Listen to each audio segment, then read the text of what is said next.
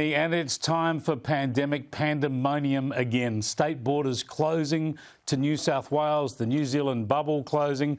Some parts of Sydney put under something of a lockdown, with people asked to keep to themselves, not have more than 5 visitors in their home, restrictions on hospitality businesses and sports events. And there are restrictions on travel too. Here's Gladys Berejiklian from earlier today. If you live or work in those 7 LGAs that we had described earlier in the week, so I don't live in one of those LGAs, but I work in one of those LGAs, you cannot travel beyond metropolitan Sydney.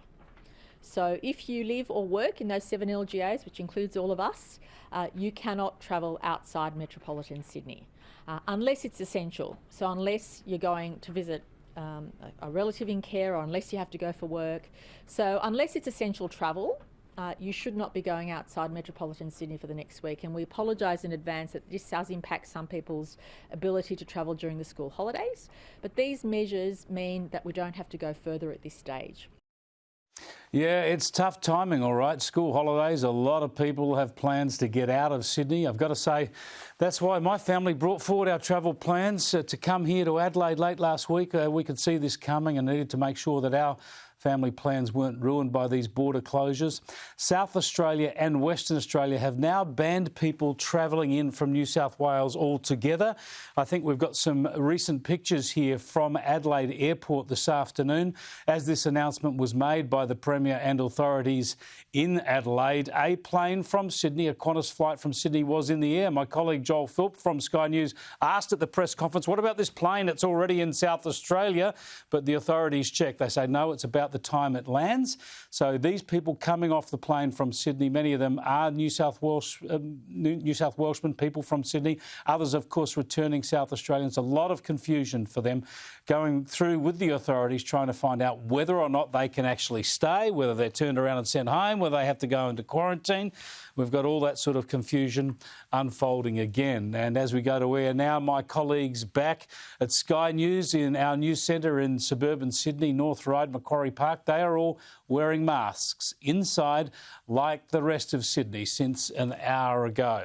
But we are a long way off a citywide or statewide lockdown in Sydney or New South Wales so far. Let's hope it stays that way. We know that other states would have locked down by now, and we know also that that would have made not much difference from past experience. But, you know, the point here is that we're still running a virtual elimination strategy, in which case we need New South Wales, of course, to get on top of this outbreak without a full lockdown, as it has done with other outbreaks in the past. The big question has to be how long we will keep doing this to ourselves. We know virtually all of the vulnerable people, that is people over 70 years of age and the like, they've had the option to get vaccinated now, and most of them have. And we know with this disease, they're the only people really at serious risk of acute illness or death. So with them protected, why would we ever contemplate extensive lockdowns and state border closures again? It's just nuts. We're going to have people infected with COVID-19 for years to come. So how much longer can we react like this, looking to crush every cluster, eliminate every infection? Well, even in New South Wales, where the approach has been the most sensible and pragmatic of all the states over the past year, we're told that that point is still a long way off. Until the vast majority of our population is vaccinated, these threats will be real and ongoing. And no matter how good we are at dealing with the outbreaks, and this one is still ongoing, the threat is real until the majority of our population is vaccinated. This still seems very extreme. This disease is unusual. We're very lucky, really, that it doesn't affect everyone. As I've mentioned so many times before, compare it to the Spanish flu or even the regular flu that we deal with every year. Those infections can hurt anyone and everyone, including the young and the healthy, and especially including children. With COVID, we know these people have little to fear, which means we don't need to worry so much about infections. What we need to do is to protect the vulnerable. And with our vaccines, we've pretty much done that now. So surely it's time to dial down the hysteria, ease back the restrictions, and stop trying to eliminate a virus that will never be eliminated. There's one question the journos never seem to ask at these press conferences when the officials announce the number of infections has gone up by this many overnight, and that is this: how many people are sick?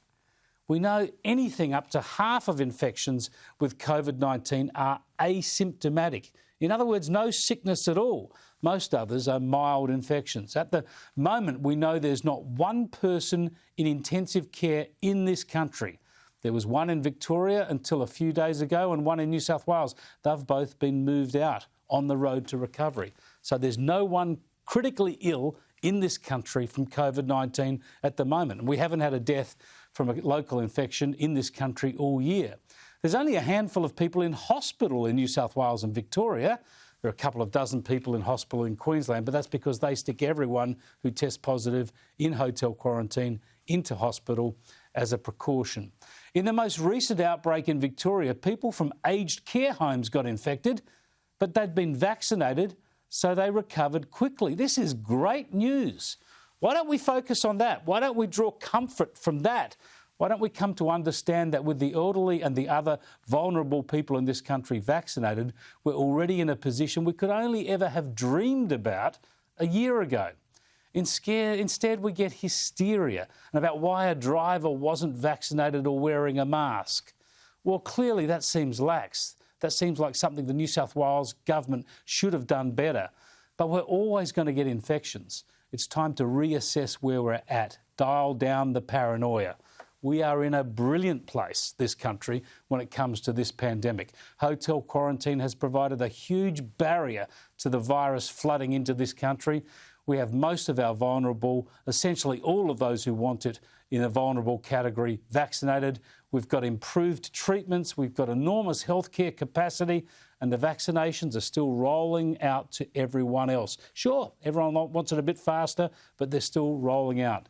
Yet we hear from media and politicians all the time, we just hear hysteria. I say, get a grip and focus on how well placed we are here.